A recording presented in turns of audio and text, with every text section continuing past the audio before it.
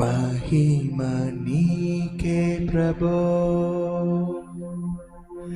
ఘనత నీకే ప్రభో, మహిమ నీకే ప్రభో, ఘనత నీకే ప్రభో. గట్టిగా స్తుతియు మహిమ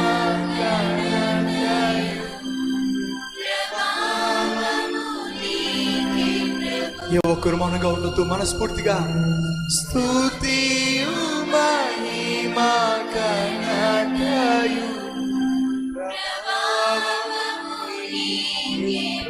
రెండు చేతులు పైకెత్తి స్వరాలు విప్పి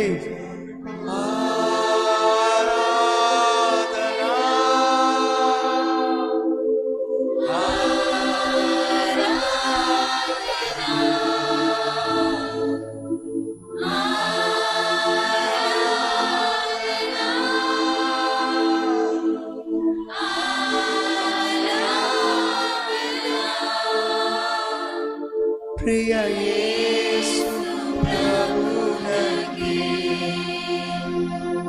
నా యేసు ప్రభునకి, ప్రియ యేసు ప్రభునకి, నా యేసు ప్రభునకి. సమీపింపరాని తేజస్సునందు వసించు అమరుండవే. గట్టిగా అందరం కలిసి సమీపింపరాని తేజస్సునందు వసించు అమరుండవే. శ్రీమంతుడవే సర్వాధిపతివై నీ సర్వం నాకిచ్చితివే. శ్రీమంతుడవే సర్వాధిపతివై నీ సర్వం నాకిచ్చితివే. అందరం కలిసి స్వరాలు విప్పి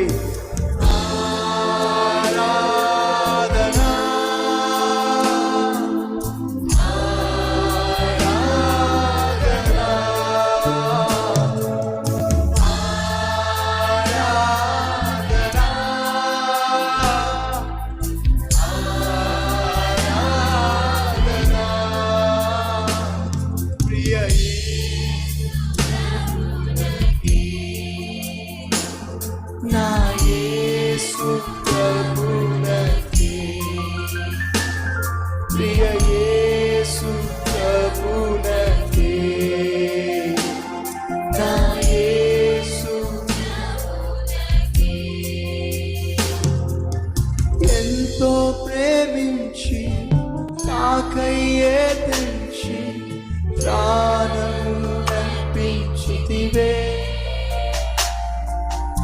ఎంతో ప్రేమించి నాకయ్యే తెంచి ప్రాణము అర్పించితివే. విలువైన రక్తం చిందించి నన్ను విమోచించితివే.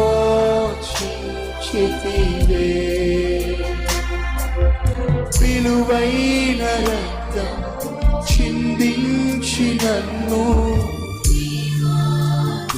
ప్రతి ఒక్కరు స్వరాలు విప్పి ఆరాధన.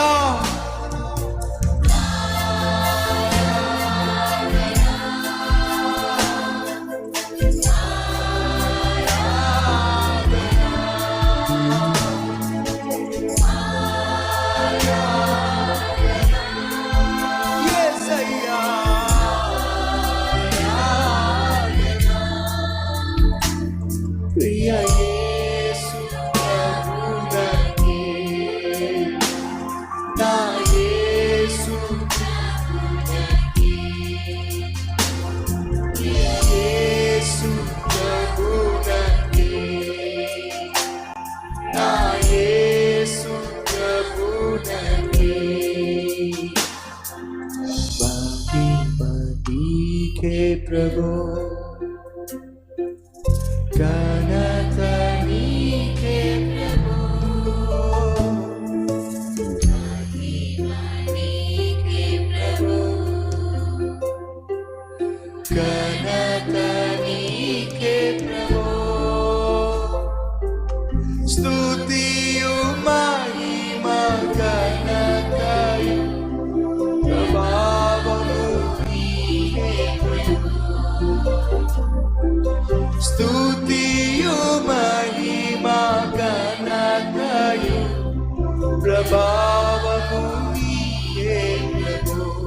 ఆరాధన. అందరూ కలిసి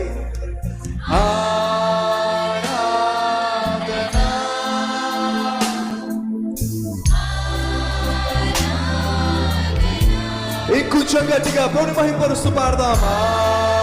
ఆరాధన యేసయ్యా,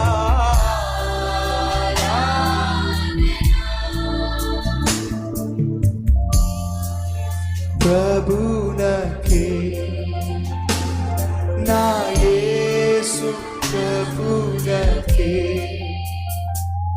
ప్రియ యేసు ప్రభునకే, నా యేసు ప్రభునకే.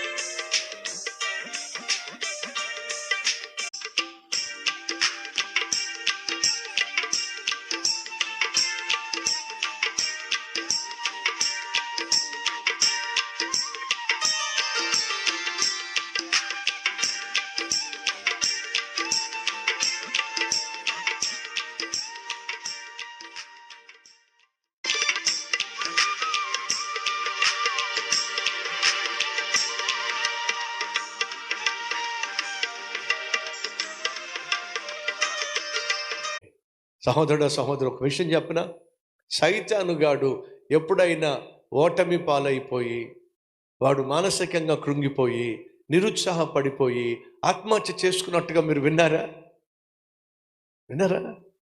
న్యూస్ పేపర్లో వచ్చిందా మీకు? విన్నా? న్యూస్ పేపర్ బ్రేకింగ్ న్యూస్ ఏమిటంటే సాతాను ఆత్మహత్య చేసుకున్నాడు. చదివారు ఎప్పుడైనా? ఛాన్సే లేదండి.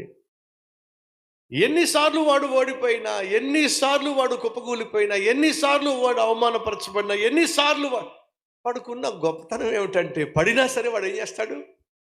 లేస్తాడు. ఓడిపోయినా సరే ఏం చేస్తాడు? మరలా వస్తాడు.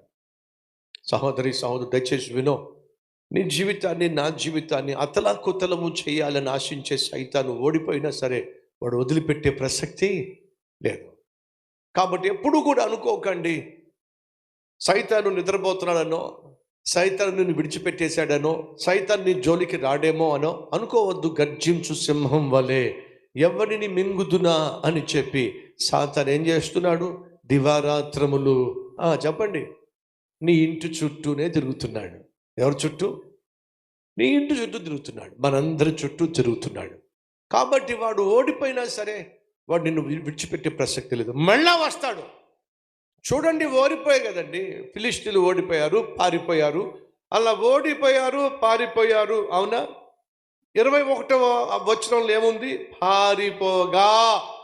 22వ వచనంలో ఏముంది? మరలా వచ్చి. పారిపోయారు, పారిపోయినట్టుగా పారిపోయి మళ్ళీ వచ్చేసారండి. ఇది సైతాన్ చేసే పని. అర్థం చేసుకోండి. నీ ఉద్యోగంలో సమస్యలు తిరిగిపోయినాయా? అమ్మయ్యా అని ఇలా అన్నావో లేదో, మరో సమస్య రెడీగా ఉంటుంది. ఇది సాధారణం, ఇది సహజం. ఏంటి ప్రభువా మళ్ళీ సమస్య వచ్చింది అన్నారు అనుకోండి, నీకు ఎందుకు చెప్పు? ఎన్ని సమస్యలు వస్తే నీకెందుకు? ఒకసారి నన్ను వచ్చి కలువు అంటే చాలండి. నువ్వు వెళ్ళి దేవుణ్ణి కలిస్తే సమస్యలు ఎన్నైనా రానివ్వండి, నీకు విసుగు రావాలేమో కానీ సమస్యలు పరిష్కరించడంలో నా దేవునికి ఎప్పుడు విసుగు వచ్చే ఛాన్స్ లేనే లేదో. సమస్యలు పరిష్కరించగలిగిన దేవునికి విసుగు రానప్పుడు నీకెందుకు చెప్పు విసుగు? నీకు నాకు ఎందుకు చెప్పండి విసుగు?